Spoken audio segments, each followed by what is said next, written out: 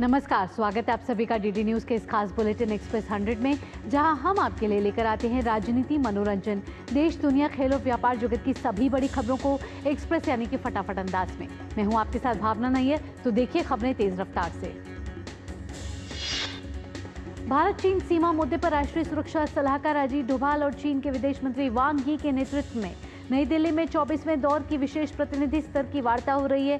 इस दौरान अजीत डोभाल ने जोर देते हुए कहा कि हाल ही के महीनों में भारत चीन संबंधों में सकारात्मक रुझान देखने को मिला है।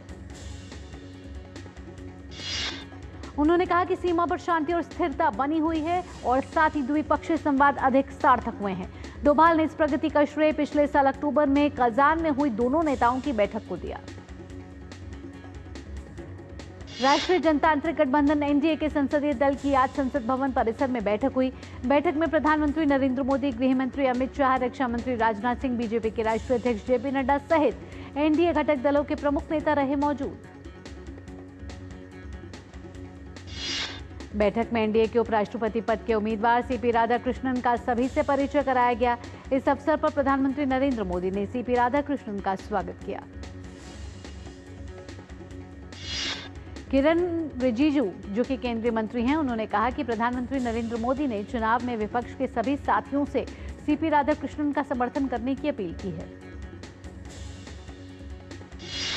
एनडीए गठबंधन आज उपराष्ट्रपति पद के चुनाव के लिए अपने उम्मीदवार के नाम का ऐलान कर सकता है। आज कांग्रेस अध्यक्ष मल्लिकार्जुन खड़गे के आवास पर एनडीए ब्लॉक के नेताओं की बैठक होगी। सोमवार को भी कई विपक्षी नेताओं ने खड़गे के आवास पर बैठक की और उपराष्ट्रपति पद के लिए अपने संयुक्त उम्मीदवार के नाम पर चर्चा की। नेताओं ने कुछ नाम सुझाए हैं, जिनमें तमिलनाडु से भी कुछ नाम शामिल हैं। बिहार में मतदाता सूची विशेष गहन पुनरीक्षण प्रक्रिया के मुद्दे पर राज्यसभा में सत्ता पक्ष और विपक्ष के अपने अपने रुख पर अड़े रहने के कारण गतिरोध दूर नहीं हो सका है। विपक्ष के सदस्यों ने आज भी हंगामा किया, जिसके कारण सदन की कार्यवाही 2 बजे तक स्थगित करनी पड़ी। मॉनसून सत्र के पिछले 4 सप्ताह के दौरान विपक्ष के हंगामे के कारण एक दिन भी शून्यकाल और प्रश्नकाल की कार्रवाई सुचारू ढंग से नहीं चल सकी है। राज्यसभा के उपसभापति हरिवंश की सदन को चलने देने की अपील के बावजूद विपक्ष ने हंगामा नहीं रोका और हंगामा करते रहे। राज्यसभा में आज एक विधेयक विचार और पारित किए जाने के लिए सूचीबद्ध है। केंद्रीय मंत्री जी किशन रेड्डी खान और खनिज विकास और विनियमन संशोधन विधेयक 2025 को सदन में चर्चा के लिए पेश करेंगे। विपक्ष के हंगामे के चलते लोकसभा की कार्यवाही भी बाधित हुई। विपक्ष के हंगामे के बीच प्रश्नकाल के दौरान गृह मंत्रालय से भारतीय भाषा अनुभाग में कार्मिकों की संख्या से जुड़ा सवाल पूछा गया। सवाल का जवाब गृह राज्य मंत्री नित्यानंद राय ने दिया। वहीं ग्रामीण विकास मंत्रालय से तमिलनाडु में PMAYG के अंतर्गत लाभार्थियों से संबंधित प्रश्न पूछा गया। सवाल का जवाब ग्रामीण विकास मंत्री शिवराज सिंह चौहान ने दिया। लोकसभा में आज अंतर्राष्ट्रीय अंतरिक्ष स्टेशन पर भारत के पहले अंतरिक्ष यात्री और 2047 तक विकसित भारत के लिए अंतरिक्ष कार्यक्रम की महत्वपूर्ण भूमिका पर कल से शुरू हुई चर्चा को आगे बढ़ाया जाएगा। मुंबई समेत महाराष्ट्र के अधिकांश हिस्सों में आज भी तेज बारिश का सिलसिला जारी है। मुंबई में बारिश का सिलसिला अब भी जारी है। आज तड़के 4 बजे से सुबह 11 बजे तक शहर में औसतन 150 मिलीमीटर से अधिक बारिश रिकॉर्ड करी जा चुकी है। मिठी नदी का जलस्तर 3.9 मीटर तक पहुंच चुका है और कुर्ला के क्रांति नगर क्षेत्र से 350 नागरिकों को सुरक्षित स्थानों पर स्थानांतरित किया गया है। मुंबई में भारी बारिश के मद्देनजर महानगर पालिका ने घोषणा की है कि मुंबई शहर और उपनगरों में स्थित सभी सरकारी और अर्ध सरकारी कार्यालय बंद रहेंगे। भारी बारिश के कारण बीएमसी ने कर्मचारियों को वर्क फ्रॉम होम की सलाह दी है। नवी मुंबई पुलिस कमिश्नर ने लोगों से भारी बारिश की संभावना के चलते सुरक्षा दिशा निर्देशों का पालन करने और जरूरत पड़ने पर ही घर से बाहर निकलने की अपील की है। मुख्यमंत्री देवेंद्र फडणवीस लगातार स्थिति की निगरानी कर रहे हैं, जबकि मनपा आयुक्त भी हालात पर करीबी से नजर बनाए हुए हैं। वहीं भारी बारिश के कारण स्कूल और कॉलेजों में छुट्टी घोषित कर दी गई है। मुंबई विश्वविद्यालय की आज होने वाली परीक्षाएं भी स्थगित कर दी गई हैं, जो अब 23 अगस्त को आयोजित की जाएंगी।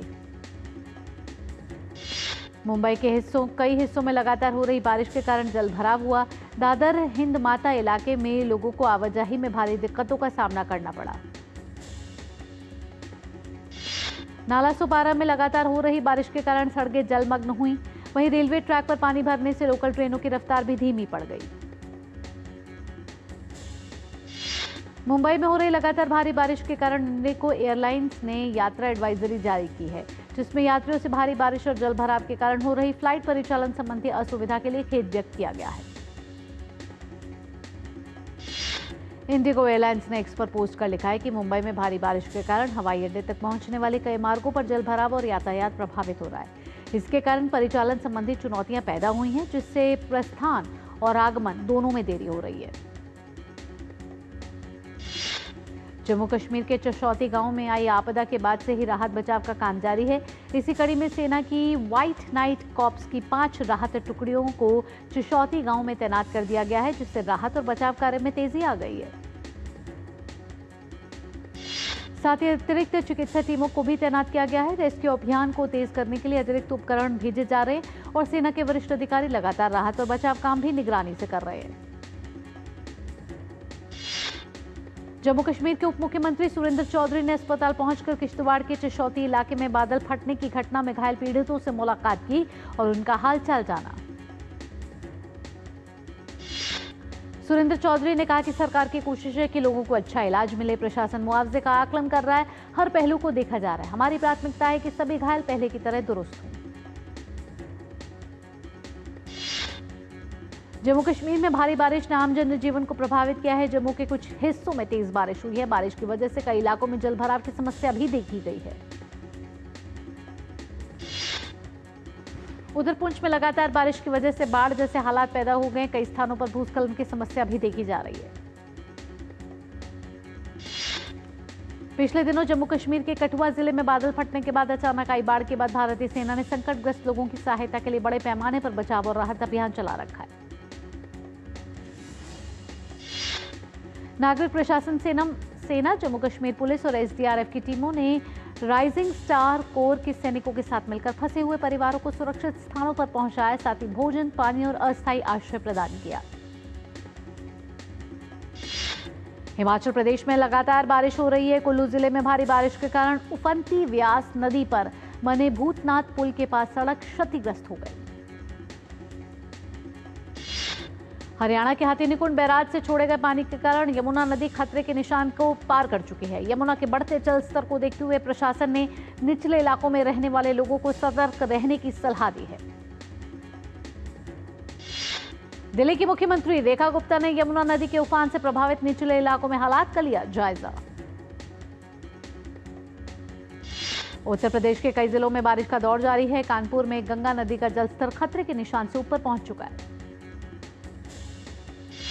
असम के कई हिस्सों में लगातार बारिश हो रही है। गुवाहाटी के कई इलाकों में तेज बारिश हुई। पश्चिम बंगाल में भी बारिश का दौर जारी है। बीरभूम जिले के कुछ हिस्सों में भारी बारिश से जलभराव की समस्या देखी गई, जिससे लोगों को आवाजाही में दिक्कतों का सामना करना पड़ा। आंध्र प्रदेश के विजयवाड़ा में भारी बारिश के कारण कई इलाकों में पानी भर गया। पानी भरने की वजह से गाड़ियों की रफ्तार काफी धीमी हो गई। उधर हैदराबाद में लगातार बारिश के कारण हुसैन सागर झील का जल स्तर बढ़ गया है। केंद्रीय मंत्री गिरिराज सिंह ने राहुल गांधी की वोटर अधिकार यात्रा पर कड़ा हमला बोला है। उन्होंने कहा कि राहुल गांधी चाहते हैं कि रोहिंग्या मुसलमानों और बांग्लादेशी मुसलमानों के नाम वोटर सूची से ना कटे, ताकि नकली लोग जाकर वोट दे सके, लेकिन चुनाव आयोग ऐसा होने नहीं देगा। राजद प्रमुख लालू प्रसाद यादव के बड़े बेटे तेज प्रताप यादव जनशक्ति जनता दल से बिहार विधानसभा चुनाव लड़ने जा रहे हैं। उन्होंने इस पार्टी को सोमवार को अपने नाम पर रजिस्टर करवा लिया है। तेज प्रताप यादव ने 26 जुलाई को महुआ सीट से निर्दलीय चुनाव लड़ने का ऐलान किया था। तेज प्रताप का कहना है कि टीम तेज प्रताप एक प्लेटफॉर्म है, जो भी युवा चुनाव लड़ना चाहेंगे उनको मदद दी जाएगी। बिहार एसआईआर की बात करें तो 1 अगस्त दोपहर 3 बजे से 19 अगस्त दोपहर 11 बजे तक किसी भी राजनीतिक दल से प्राप्त दावे और आपत्तियां अभी तक प्राप्त नहीं हुई हैं, जबकि साधारण मतदाताओं ने 52,275 दावे या आपत्तियां दर्ज कराई हैं। उत्तराखंड के मुख्यमंत्री पुष्कर सिंह धामी और विधानसभा अध्यक्ष ऋतु भूषण खंडूरी ने भराड़ीसैंण विधानसभा भवन में प्रत्यक्ष इंजेक्शन जल स्रोत रिचार्ज योजना का किया शुभारंभ। उत्तराखंड के मुख्यमंत्री पुष्कर सिंह धामी ने आज चमोली में मॉर्निंग वॉक के दौरान भराड़ीसैंण विधानसभा परिसर में कार्यरत सफाई कर्मचारियों से की मुलाकात और उनके भोजन और आवास व्यवस्था की ली जानकारी। अयोध्या में हनुमानगढ़ी मंदिर में आज भगवान हनुमान की पूजा के लिए श्रद्धालुओं की भीड़ उमड़ रही है। तमिलनाडु के थुत्तुकुडी में विनयगर चतुर्थी समारोह से पहले भगवान गणेश की मूर्तियां तैयारी चल रही है। विनयगर चतुर्थी 27 अगस्त को मनाई जाएगी। ग्लैमर और टैलेंट से सजी एक भव्य शाम में मणिका विश्वकर्मा को मिस यूनिवर्स इंडिया 2025 के ताज से नवाजा गया। वे इस साल के अंत में थाईलैंड में होने वाली 74वें मिस यूनिवर्स प्रतियोगिता में भारत का करेंगी प्रतिनिधित्व। मणिका विश्वकर्मा ने कहा कि हमें अपने अंदर आत्मविश्वास और साहस जगाने की जरूरत है। उन्होंने इस सम्मान के लिए लोगों का धन्यवाद किया। उन्होंने कहा कि प्रतियोगिता सिर्फ एक क्षेत्र नहीं है, ये अपनी ही दुनिया है जो व्यक्ति के चरित्र का निर्माण करती है। अमेरिकी राष्ट्रपति डोनाल्ड ट्रंप ने व्हाइट हाउस में यूक्रेन के राष्ट्रपति वोलोदिमीर जेलेंस्की से की मुलाकात। रूस यूक्रेन संघर्ष को समाप्त करने की दिशा में हुई इस बैठक को कूटनीतिक प्रयासों की अहम कड़ी माना जा रहा है। जेलेंस्की के साथ एक संयुक्त प्रेस कॉन्फ्रेंस में ट्रंप ने दावा किया है कि यह युद्ध जल्द ही खत्म होगा, क्योंकि उनके अनुसार पुतिन और जेलेंस्की दोनों ही इसे समाप्त करना चाहते हैं। एक्सप्रेस 100 में यहां वक्त हो चला एक छोटे से ब्रेक का। जल्द हाजिर होंगे रफ्तार भरी खबरों के सिलसिले को ब्रेक के बाद भी जारी रखेंगे।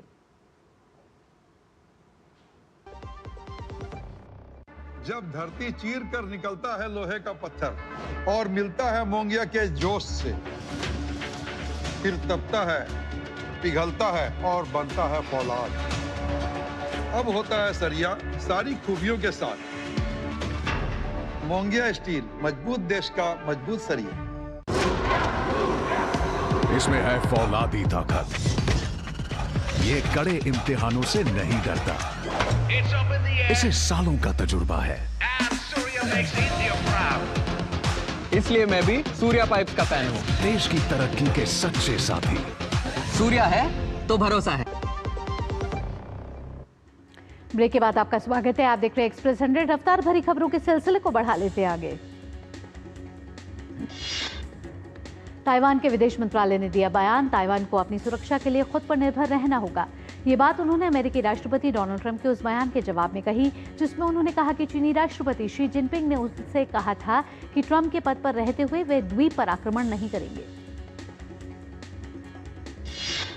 पिछले लगभग 5 वर्षों से लोकतांत्रिक ताइवान को चीन की ओर से सैन्य और राजनीतिक दबाव का सामना करना पड़ रहा है, क्योंकि चीन इस अलग शासित द्वीप को अपना पवित्र क्षेत्र मानता है। अफगानिस्तान के हिंदू कुश क्षेत्र में महसूस किए गए भूकंप के झटके। जर्मन भूविज्ञान अनुसंधान केंद्र के अनुसार भूकंप की तीव्रता 5.2 मापी गई। भूकंप का केंद्र 186 किलोमीटर की गहराई पर था। दक्षिण कोरिया के राष्ट्रपति ने देश के सबसे बड़े व्यापारिक समूह के नेताओं से की मुलाकात, जो 25 अगस्त को अमेरिकी राष्ट्रपति डोनाल्ड ट्रंप के साथ शिखर सम्मेलन के लिए ली के साथ वॉशिंगटन जाएंगे। सम्मेलन में दोनों देशों के गठबंधन और आर्थिक सुरक्षा साझेदारी को मजबूत करने पर चर्चा की जाएगी, जिसमें पिछले महीने हुए टैरिफ समझौते के आधार पर विनिर्माण क्षेत्र में साझेदारी को आगे बढ़ाना भी शामिल है। उत्तर कोरियाई नेता किम जोंग उन ने अमेरिका दक्षिण कोरिया अभ्यास के बीच नेम्फो शिपयार्ड में राज्य के पहले 5000 टन श्रेणी के विध्वंसक पोत चोई हुआन का निरीक्षण किया।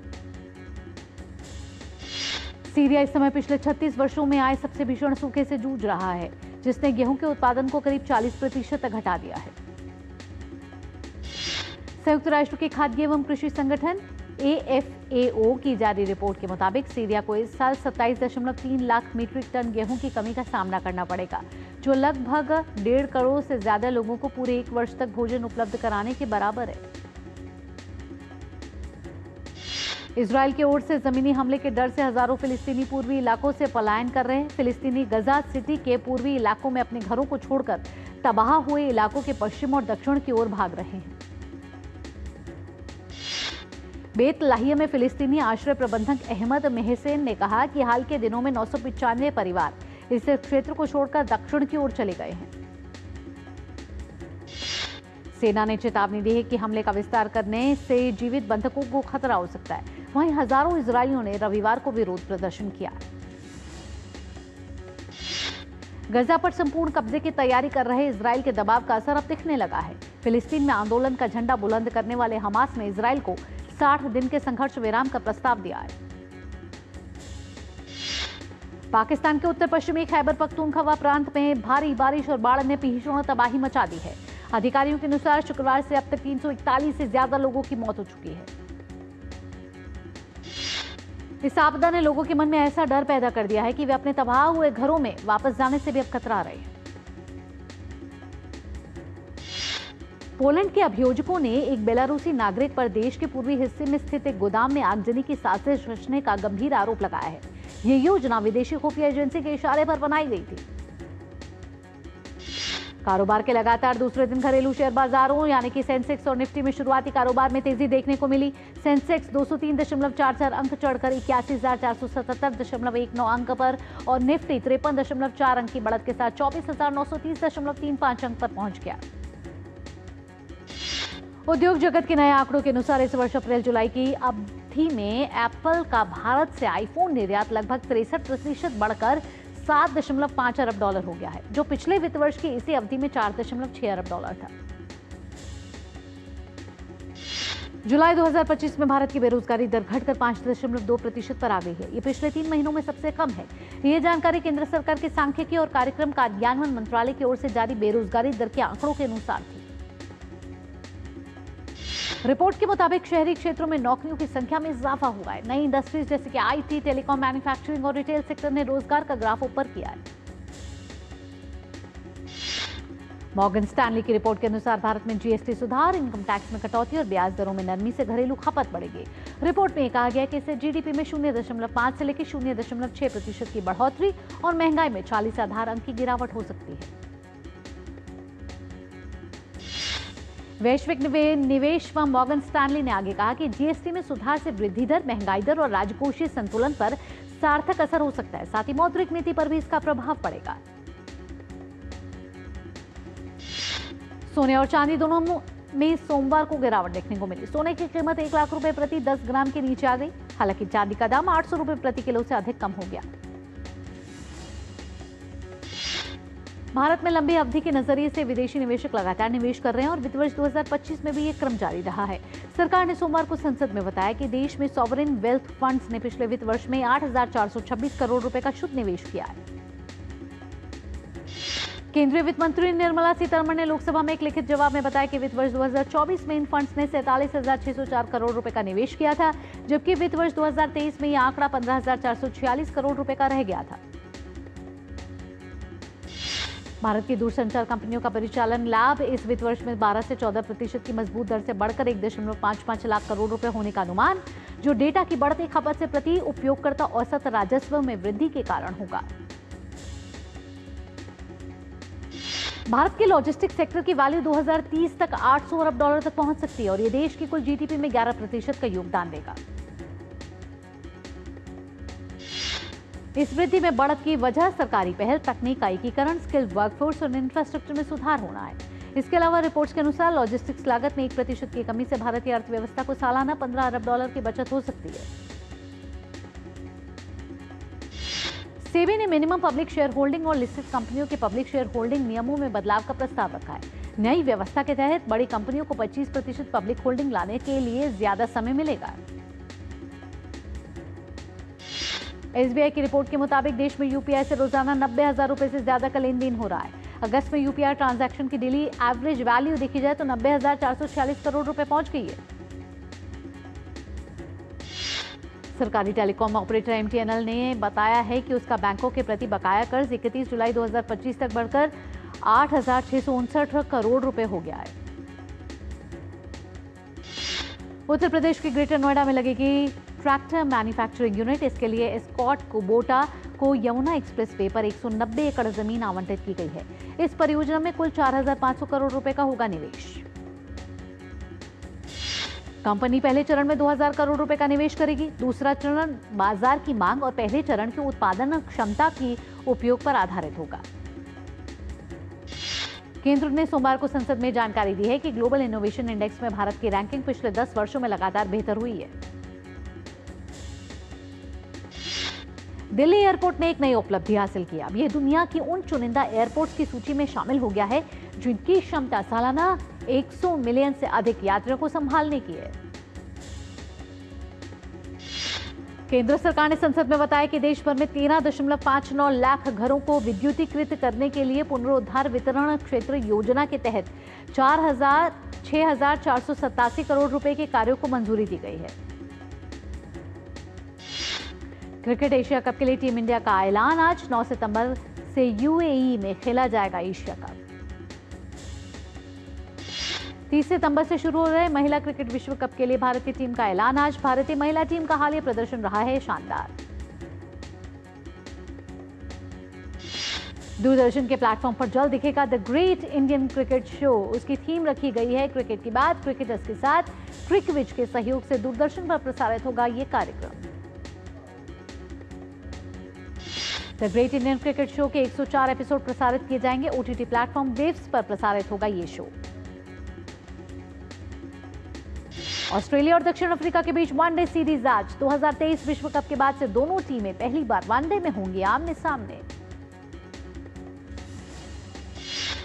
भारतीय निशानेबाज कपिल बैसला ने 16वीं एशियन शूटिंग चैंपियनशिप में पुरुष जूनियर वर्ग में 10 मीटर एयर राइफल पिस्टल में जीता स्वर्ण पदक। 16वीं एशियन शूटिंग चैंपियनशिप में पुरुषों के यूथ इवेंट में भारत के गिरीश गुप्ता ने 10 मीटर एयर पिस्टल में जीता स्वर्ण। भारत के ही 14 वर्षीय देव प्रताप रहे दूसरे स्थान पर। कार्लोस अल्कराज ने जीता सिंसिनाटी ओपन। अल्कराज का ये सीजन में तीसरा मास्टर्स 1000 खिताब। सिंसिनाटी ओपन के फाइनल में अल्कराज के प्रतिद्वंद्वी शीर्ष वरीयता प्राप्त यानिक सिनर पहले सेट के बीच हुए रिटायर। सिनर सिर्फ 23 मिनट बाद ही मैच से हटे। अर्जेंटीना ने मेसी के नेतृत्व वाले 31 सदस्यीय राष्ट्रीय फुटबॉल दल का किया ऐलान। ये दल 2026 फीफा विश्व कप के लिए वेनेजुएला और इक्वाडोर के खिलाफ दक्षिण अमेरिकी क्वालिफायर। आपके शहर से, आपके गांव से, आपके मोहल्ले से वो खबरें जो